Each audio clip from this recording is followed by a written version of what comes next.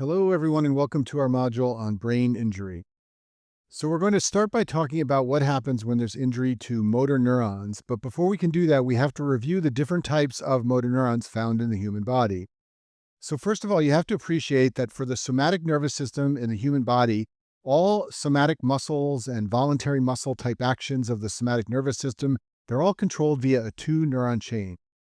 So imagine any muscle you want that's under voluntary control in the human body, say a muscle of the face or the arms or the legs. It's going to be controlled by a two motor neuron system. The first motor neuron is called the upper motor neuron, and it starts in the brain and it runs to a second motor neuron called a lower motor neuron. And then that motor neuron runs from somewhere in the central nervous system, either the brainstem or the spinal cord, out to the muscle or the target that you're trying to control by the somatic nervous system. So there are always two neurons involved, an upper motor neuron from the brain to the second neuron and a lower motor neuron, which runs from the brainstem or the spinal cord out to a muscle or something controlled by the somatic nervous system. So where can you find upper motor neurons? Well, first of all, the cell bodies of upper motor neurons are mostly found in the motor cortex of the brain, which I talk about in other videos. But those neurons have very long fibers that run through structures in the brain, such as the internal capsule, and they run in the corticospinal tract in the spinal cord. And I talk about all these things in other videos, but what I want to emphasize to you here is that when we're talking about damage to the cortex or damage to the internal capsule or the corticospinal tract, all those things are examples of damage to upper motor neurons. The lower motor neurons are found in the brainstem for neurons that go to muscles around the face and the head and the neck, and also in the spinal cord, specifically the anterior horn, for lower motor neurons that go to other muscles in our body, like those of the arms and the thorax and the legs. And so anytime we're talking about damage to structures in the brainstem or the spinal cord or the neurons that run from these places out to peripheral muscles, in those cases, we're talking about damage to lower motor neurons. Now, damage to either upper or lower motor neurons will cause weakness. You always get weakness when one of these two types of neurons is damaged. But the patterns we see clinically in the weakness are different depending on whether the damage is to an upper or a lower motor neuron. So damage to an upper motor neuron causes what's known as spastic paralysis. So this means there's an inability to control the muscles, that's paralysis, but spastic means the muscles are stiff and rigid. Basically, they're overactive. The way you can think about this is the upper motor neurons sort of keep the lower motor neurons quiet. They keep them from becoming overactive. So when you have damage to an upper motor neuron, those lower motor neurons basically cause the muscle to contract constantly. And that makes the muscle stiff and rigid, and we call this spastic paralysis. The other classic feature of upper motor neuron damage is hyperreflexia. So the reflexes of the human body, things like the bicep reflex or the patellar reflex, these are going to become overactive when there's damage to an upper motor neuron. Another clinical feature of an upper motor neuron lesion is known as clasp knife spasticity. This refers to when you passively move a joint or a muscle, there will be resistance, but then suddenly the resistance will release. And so this is something you can appreciate on physical exam. When you do a neuro exam on a patient with an upper motor neuron lesion, you will passively move one of their joints and there will be resistance, and then suddenly there will be release of that resistance. And then just as terminology thing, but you should be aware that the clinical features of upper motor neuron damage are sometimes called pyramidal signs. That's all these things I have listed right here. And the reason they're called pyramidal signs is because they develop in patients when there's dysfunction of the pyramidal tracts. The pyramidal tracts are found in the brainstem. I talk about them in other videos, but they contain descending nerve fibers of upper motor neurons. And so pyramidal signs is another term used to refer to signs of upper motor neuron damage. So that's upper motor neuron damage. What about lower motor neuron damage? So remember what I told you before. This occurs when there's damage to cell bodies in the spinal cord or brainstem, cell bodies of neurons that send fibers out to muscles in the periphery. You can also see lower motor neuron signs when patients have damage to axons of peripheral nerves or when they have a problem at the neuromuscular junction. Any of these things are going to cause those lower motor neurons to not be functional as they try and control muscle function. So what are the clinical signs of lower motor neuron damage? Well, first of all, you get reduced muscle tone, sometimes referred to as hypotonia. So this is the opposite of what we talked about for upper motor neuron damage, where the muscles are spastic. In the case of lower motor neuron damage, the muscles are floppy. This is reduced muscle tone or hypotonia. This is also referred to sometimes as simply flaccid muscles. And then in terms of reflexes, with lower motor neuron damage, you get hyporeflexia or loss of reflexes, which is areflexia. Once again, this is the opposite of upper motor neuron damage where you get increased reflexes. And then anytime a muscle loses its lower motor neuron innervation, it can develop atrophy. Basically, the motor neuron innervation to muscles keeps them healthy. So when that's lost from lower motor neuron damage, the muscles can atrophy. And then finally, you can sometimes see fasciculations or fibrillations of muscles. Basically, the muscles can quiver. This is a sign that the muscle has lost its lower motor neuron innervation. And once again, this is different from what you see in upper motor neuron damage, where the muscles are contracted or spastic. Okay, so now let's move on to another topic. I'm going to talk about central nerve damage. These are histologic changes you can see in the brain after there's been an infarction like a stroke. So when a patient has an ischemic stroke, let's say a stroke of the middle cerebral artery, what's going to happen is there's going to be no changes to the brain tissue for about the first 12 hours. But then you're going to begin at around 12 hours to see changes in neurons. The dominant changes in the first 12 to 24 hours involve the neurons of the central nervous system when there's an ischemic infarction.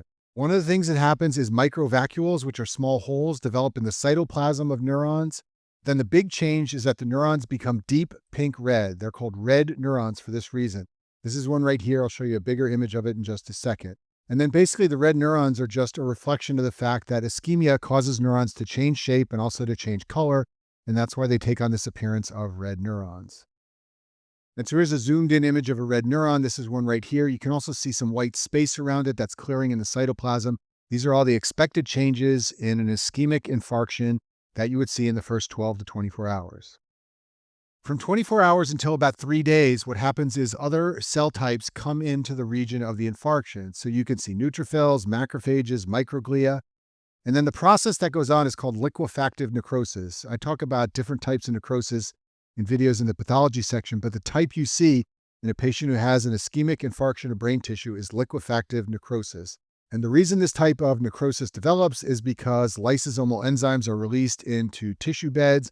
And so what you get is basically a lot of white clearing of the tissue where there's been an infarction. This is a picture of what it can look like here on the slide.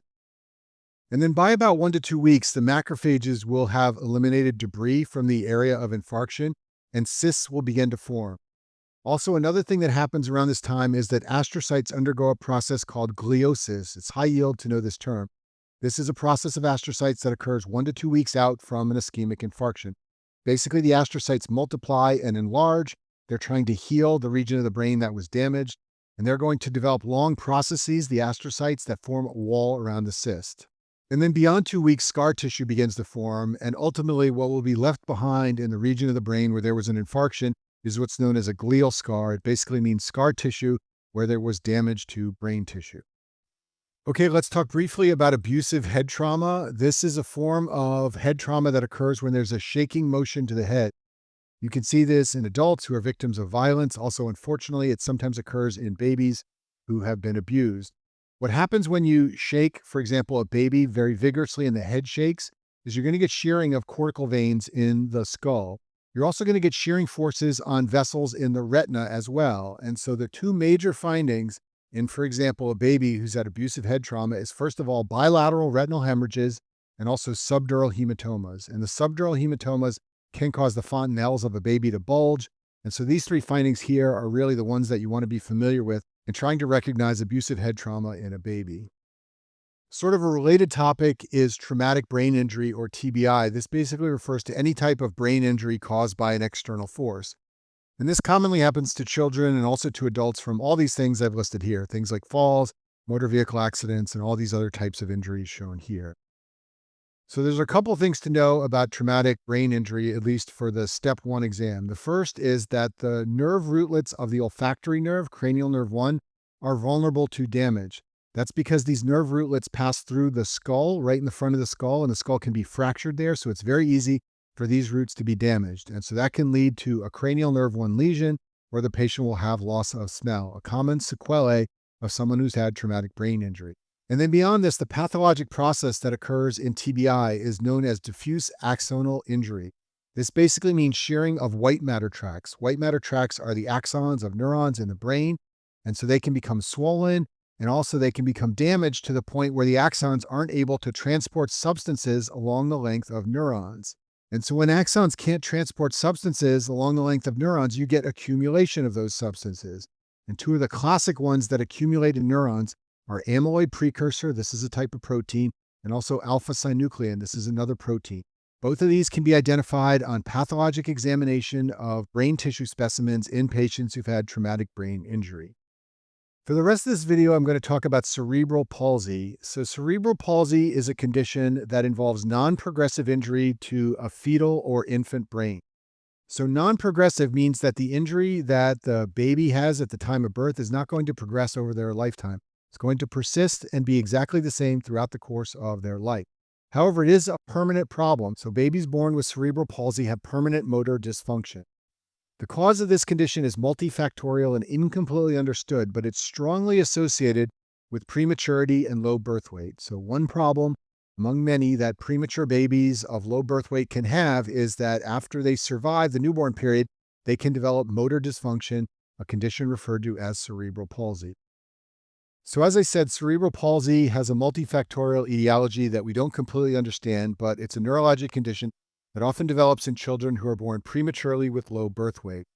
So what are the clinical features that these children can develop? Well, first of all, they have to have an upper motor neuron sign in at least one extremity. This is one of the diagnostic criteria.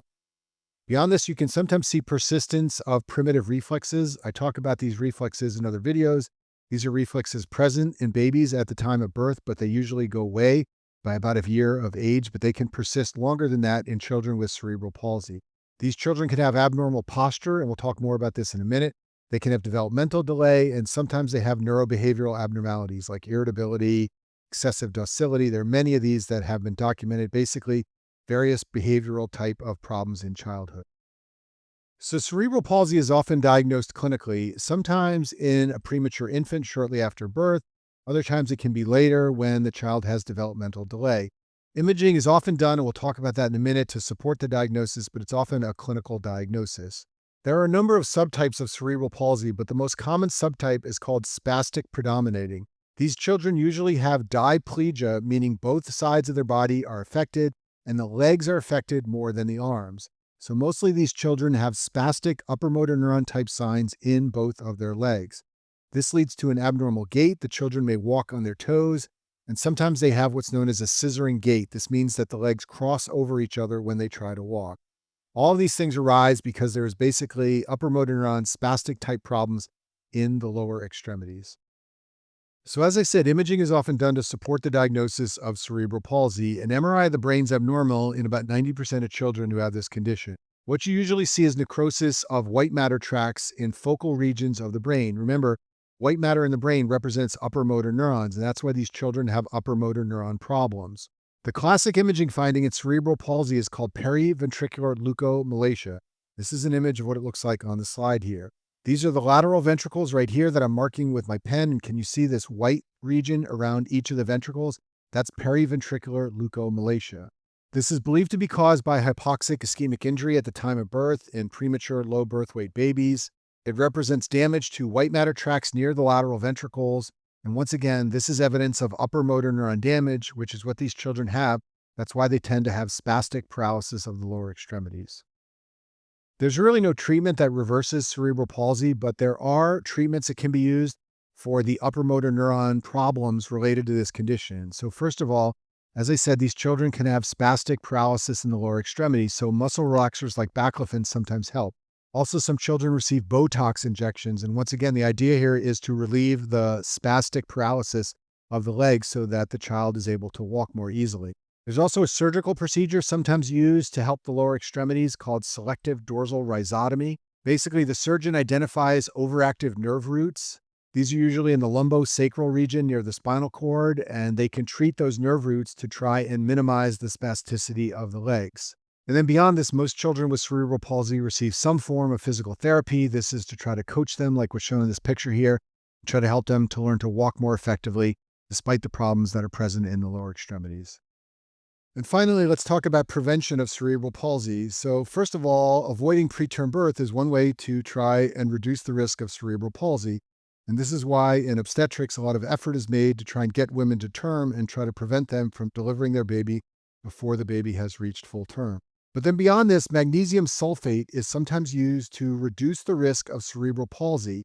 This is given to women who are at risk for delivering before 32 weeks, which is very early, And the reason this is done is because magnesium sulfate has been shown in clinical studies to provide neuroprotection to the fetal brain. It's believed to stabilize neuronal membranes, and more importantly, it's been shown to reduce the incidence and severity of cerebral palsy in women who deliver prematurely. And that concludes our module on brain injury.